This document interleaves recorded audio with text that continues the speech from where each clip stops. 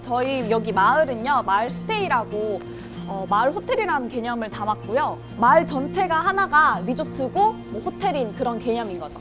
그래서 여기 마을 안내소를 시작으로 이렇게 쭉 가시면 예전에 충청 감령터도 남아 있고요. 이쪽으로 먼저 가겠습니다. 여기가 한옥 그 지원 사업이 되는 곳이라서 이제 뭐 집이나 게스트하우스나 이런 것들을 다 한옥으로 많이 지으셨어요. 충청권에서 거의 유학을 온다 할 만큼 이런 중고등학생들이 많이 유입이 되었다고 합니다. 그래서 골목골목길 가시다 보면 아직까지 남아있는 그 하숙집의 그 구조가 남아있고요. 2층이 원래 하숙을 쳤던 집이에요. 그래서 이렇게 복도가 일자로 쭉 나져 있고 옆에 작은 방들이 이렇게 붙어 있는 그런 형식이거든요. 무인으로 운영되는 독립서점이고요. 공주 원도심 1호 책방이에요. 자, 하나, 둘, 셋. 예쁘다, 여기. 야, 이거 진짜 나만의 집 같다. 그쵸? 새로운 건물이나 뭐 유명 빵집에 그런 데 가는 것도 좋지만 그 도시에 있는 사는 모습을 직접적으로 보고 거니까 조금 더 친숙한 느낌? 그 지역을 조금 더 다가갈 수 있는 느낌이 들어서 좋습니다. 안녕하세요. 호스토리 박병일입니다. 오늘은 진송민 기자와 함께 그 지방 소멸 문제 한번 얘기 나눠보도록 하겠는데요. 진 기자. 네. 조금 전에 봤던 저 영상 어디입니까? 충남 공주시의 옛 중심지를 현지에 사는 안내인이 관광객들에게 소개하는 장면을 보신 건데요. 아, 공주요. 네, 이번 주제와 상당히 관련이 깊습니다. 아, 그렇군요. 네. 그러니까 지방 소멸이라고 하면 지방의 인구가 점점 줄어서 소멸될 위기에 처했다. 뭐 이런 얘기잖아요. 네, 맞습니다. 그런 곳이 많습니까? 정부는 전국 226개 시군구 가운데 인구 감소 지역이란 이름을 붙여서 따로 관리 지정하고 있거든요. 네. 근데 이게 처음 지정된 게 2년 전인데 그때 당시에 89곳이 지정이 됐어요. 89곳. 89곳. 네. 그런데 2년이 지난 지금 계산을 해보면 118곳, 그러니까 절반 이상이 인구 감소 지역으로 분류되고 있는 겁니다. 확 늘었네요. 네, 저희 취재진은 이런 시군구 가운데 소멸 위기를 탈출하기 위해 노력하고 있는 곳들을 한번 찾아가 봤습니다. 네. 함께 보시죠. 충남 공주시의 옛 중심지엔 재민천이 흐르는데요. 네. 재민천을 중심으로 원도심 재생 사업이 10년 전쯤부터 진행됐는데 가보니까 천변 골목마다 볼거리, 카페, 갤러리, 음식점, 숙박업소 등이 오밀조밀 자리 잡고 있었거든요. 아, 그러네요. 이곳 마을 안내소엔 독특한 지도도 있었습니다. 네. 네, 저희 여기 마을은요, 마을 스테이라고 마을 호텔이라는 개념을 담았고요. 마을 전체가 하나가 리조트고 뭐 호텔인 그런 개념인 거죠. 29살 박진서 씨는 이곳에서 도슨트, 그러니까 마을 곳곳의 사연들을 관광객들에게 소개하는 안내인으로 일하고 있습니다. 또 게스트하우스에서도 일하고 있는데요. 네. 대구 관광 마케팅 하는 회사에 있었고요. 그러다가 이제 퇴사를 하고 또 취업 준비를 하던 중에 이제 공주라는 곳을 알게 되었습니다. 살면서 여행도 하고 이제 구경도 하고 또 사람들이랑 인사도 하고 하다 보니까 아, 여기가 되게 사람들이 좋다라는 걸 많이 느꼈어요. 앞서 진서 씨가 말했던 마을 호텔이란 컨셉은 그러니까 이런 건데요. 네. 마을 곳곳에 자리 잡고 있는 주인이 각기 다른 음식점이나 숙박업소 같은 곳들을 마을을 찾은 관광객들이 마치 하나의 호텔이나 리조트처럼 즐길 수 있도록 일종의 묶음 서비스를 제공하는 연계 마케팅이라고 할 수가 있겠습니다. 아, 그렇군요. 이 아이디어를 처음 내놓은 사람은 이 게스트하우스의 운영자 권호상 씨인데 그 역시 경기도 수원에서 공주로 4년 전에 이주했습니다. 네. 그런데 4년 전에 처음 마을로 내려왔을 때 분위기는 지금과는 사뭇 달랐다고 합니다. 어떻게 달랐을까요? 신문이나 언론에서 이렇게 뭐 지방의 인구 소멸이 심각하다. 그래서 그런가 보다 하고 있었는데 진짜 길에 8시 지나면 사람이 한 명도 없어요. 저희가 이제 숙소하겠다 공사를 하고 있으니까 주변에 계신 어르신들이 걱정을 해주시는 거예요. 다시 한번 잘 생각해봐라. 자, 여기서 지방 소멸 위험 지수란 걸 한번 짚고 넘어가겠습니다. 지방 소멸 위험 지수. 예, 지방 소멸 위험 지수. 네. 이게 특정 지역에 사는 20, 30대 젊은 여성의 수를 65세 이상 노인 인구로 나눈 값이거든요. 그럼 저 수치가 0에 가까워질수록 지방 소멸의 위험이 더 높아진다. 뭐 이렇게 볼 수 있는 건가요? 네, 그렇습니다. 2022년 지난해 기준으로 공주는 0.311인데요. 네. 0.5보다 낮으면 소멸 위험에 진입했다고 보고요. 네. 0.2보다도 더 낮아지면 소멸 고위험 지역으로 분류됩니다. 와 진짜 사람이 없다. 그러면 이 숙소 하나 가지고는 쉽지가 않고 주변에 있는 이제 역사문화 자원이나 아니면 주민들 이야기나 또 주민들이 이제 즐겨 이용하시는 노포들이 좀 있었거든요. 괜찮은 가게들이. 마을 호텔 컨셉은 소멸 위험에 맞서는 카드로도 볼 수 있겠는데요. 사람들이랑 같이 살 수 있음을 느끼는 게 가장 좋은 것 같아요. 아파트 내 옆집도 누가 사는지 모를 만큼 각자 개인주의가 많이 커진 것 같아요. 근데 여기서는 내 앞집이 누가 살고 내 옆집이 누가 살고 길 건너에는 누가 살고를 알 수 있는 그런 마을이고, 실제로 그래서 요즘 재민천 마을엔 관광객들이 점점 늘고 있다고 하는데요. 네. 5년 전에 5년 전에. 왔었는데 그때는 카페들도 많이 없었고 그냥 여기 천만 흘렸는데 이런 관광지 볼 것도 생기고 이러니까. 자, 하나 둘 아이 가고 와 있어야지. 뭐가 있어? 빨리 민서. 아이 알았어. 옛날 고양이 있었어. 어디 가 있어? 마을 토박이 분들은 변화를 피부로 느끼고 있다고 취재진에게 말했습니다. 구경 오시는 분들이 한 2, 3년 사이에 뭐 좀 많이 좀 네, 많이 증가됐습니다. 부도시가 이렇게 이제 옛날 거리를 만들고 또 옛날 그 집들도 많이 이제 보존을 해서 이제 구경 오시는 분들이 또 많고요. 그런데 외부 사람들 왔다 갔다 하고 항상 고마워요. 아니요, 폐하기죠. 사람 사는 곳 같아 좋아 너무 네, 좋아. 아주 좋아요. 근데 참 애들 저기 소리도 나고.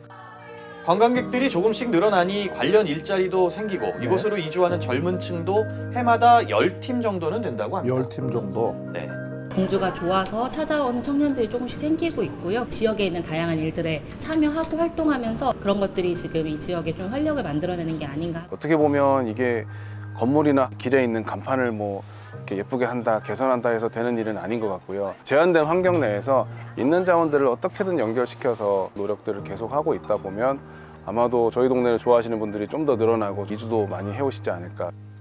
그러니까 공주는 그러니까 원도심 재생 사업 그리고 마을 호텔 뭐 이 두 가지 컨셉을 합쳐가지고 어떤 지방 소멸을 막았다 뭐 이런 얘기잖아요. 막아가고 있는 거죠. 아, 다른 지역 어떻습니까?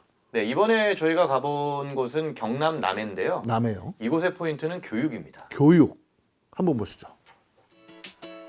바다 풍경이 멋진 이곳은 경남 남해군 상주면입니다. 해변에서 물수제비를 뜨며 놀고 있는 초등학교에 다니는 아이들을 만날 수 있었는데요. 네.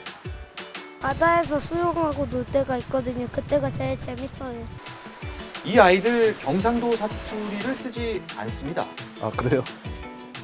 경기도 일산에서 살았어요. 원래는 거기서는 바다가 없었어요. 이 마을에 사는 건 맞는데 수도권에서 이사를 왔다는 거예요. 아, 그러니까 대도시에서 이제 요 마을로 온 거군요. 네네. 바다에 바로 맞닿아 있는 이 마을 중학교도 한번 찾아가 봤는데요. 네. 뭐 하나만 물어볼게요. 혹시 남해에서 태어나지 않았다 하시는 학생 한번. 이 중학교는 10년 전쯤만 해도 학생 수가 크게 줄고 있었고 폐교까지 걱정할 처지였다고 합니다. 그러던 지난 2015년 특성화 중학교로 전환된 뒤에 반전이 시작됐다고 하네요. 특성화 중학교요? 네네. 어떻게 바뀌었을까요? 금년도에는 10명 이상의 학생이 오히려 입학의 고배를 마시는 그런 과정도 생깁니다. 그러니까 입시나 경쟁 같은 단어가 떠오르는 도시의 교육 현장을 벗어나 체험학습 위주의 대안교육을 원하는 학생과 학부모들의 마음이 모여들었고 네. 그렇게 30명 정도까지 줄었던 상주중의 학생 수는 90명으로 늘어났다고 합니다. 그런데 중학교에서 이런 변화를 만들어낸 건 초등학교로도 영향을 미쳤다고 하는데요. 네. 보통 둘 이상 자녀가 있다고 하면 네. 큰애 중학교 보내면 뭐 작은애는 초등학교에 보내곤 하잖아요. 그렇죠. 그러니까 초등학교 학생 수도 따라서 늘어납니다. 아. 서울, 제주도, 뭐 경기, 인천 막 전국에서 옵니다. 지금. 교육에 관심이 있는 부모님들은 한번 남해에 오면은 초등학교 6년만 있는 것이 아니라 중학교 가면 9년이고 고등학교 가면 12년을 남해에서 생활해야 되기 때문에 거의 귀촌 비슷하게 이루어지거든요. 2020년 38명까지 줄었던 상주 초등학교의 학생 수는 경남 작은 학교 살리기 사업에도 선정되면서 지난해엔 63명으로 늘어났습니다. 이종수 씨는 2015년 두 아들의 교육을 위해서 경기도 용인에서 이곳으로 이주했는데요. 2017년에 이 마을 학부모, 교사, 주민 40여 명이 함께 협동조합을 꾸렸다고 합니다. 아, 협동조합이요? 저는 지역이 이 소멸위기를 극복하고 성장하려고 하면 단순하게 교육뿐만 아니고 어쨌든 생태계라고 하는데 교육, 주거, 그다음에 문화, 일자리 요 4개가 저는 핵심 축이라고 생각하거든요. 식당이나 이렇게 빵집이나 또 다양한 교육 사업들, 사업 모델을 구축해서 많은 사람들이 내려오고 있는데 아직 이제 일자리들이 충분하지 않으니까 그런 일자리도 협동조합 차원에서 만들고 처음에는 5가족 정도였는데 지금은 한 150명에서 200명 정도 내려와서 학부모들뿐만 아니고 청년들도 내려와서 많이 살고 계시죠. 자, 이곳은 협동조합이 운영하는 방과 후 돌봄센터입니다. 마을 아이들은 누구나 이곳에서 친구들과 놀고 간식도 먹고 숙제도 할 수 있다고 합니다. 사실은 교육이 학교 혼자만의 교육은 아니거든요. 지금은 교육 공동체가 모두가 협업을 해야 되기 때문에 한 아이를 기르기 위해서 온 마을이 나서야 한다는 그 말이 상주 초등학교와 상주 교육에서는 들어맞는 것 같습니다. 그래요. 근데 학생 수가 늘었다고 해서 뭐 전체 인구가 확 늘거나 할 것 같지는 않은데 어떻습니까? 이 지역의 인구가 좀 늘었습니까? 네, 그 부분이 결국은 제일 중요한 포인트잖아요. 네. 저희가 인구 증가율을 확인해 봤습니다. 네. 남해군의 다른 면들은 지난 2년 새 인구가 사실 3.6% 줄었습니다. 그래요? 그런데 이 상주면의 경우에는 0.4% 늘었더군요. 0.4% 늘었다. 이렇게 많이 늘지는 않았는데 적어도 소멸되는 걸 멈췄다. 뭐 이렇게 볼 수는 있겠네요. 네. 그런 노력과 논의들, 그 좋은 생각들이 저는 큰 대도시나 이런 데서 논의되는 그 속에도 그런 내용들이 좀 벤치마킹 학습을 좀 했으면 좋겠어요. 개별 지역이 특정 사업 하나에만 그 국한돼서 각자 도생하는 방식들, 소규모 프로젝트에만 머무르는 방식들보다는 이런 것들을 서로 연결하고 분절된 사업들을 서로 연결하는 그런 노력들을 해줘야 되고, 수도권으로의 집중 현상, 이것에 대한 어떤 위기의식, 이거를 표현하는 극단적인 그 언어이다. 지방이 소멸했다라고 했을 때 인구, 자원, 그렇죠? 그다음에 환경, 그다음 먹거리, 모든 것들이 다 지방에서 공급되고 있는 시스템이거든요. 그야말로 국가 전체가 위기의 상황에 돌입할 수밖에 없다. 새로운 우리 지역만의 스토리를 가지고 새로운 활동들을 좀 만들고 그것 때문에 또 다른 사람들이 들어오고 그래서 그게 또 지역 주민과 어우러지면서 그게 그 지역의 이야기로 계속 되어야 이게 지속 가능할 것이거든요. 그러니까 지방 소멸 문제를 해결하려면 사실 국가적 대책이 필요할 것 같아요. 뭐 좋은 일자리도 있어야 될 거고요. 또 지방의 좋은 교육 여건도 함께 만들어져야 되겠지요. 지금 오늘 우리가 함께 본 데가 이제 공주 그리고 남해 뭐 2지역이었죠. 네. 사실 뭐 이런 지역들의 이런 노력들이 당장 지방 소멸을 막는 그런 대책은 될 수는 없겠습니다만 적어도 이런 의지들이 모여야지만 지방 소멸 그래도 좀 늦출 수 있지 않을까 이런 생각이 좀 드네요. 네. 오늘 잘 봤습니다. 지금까지 후스토리였습니다.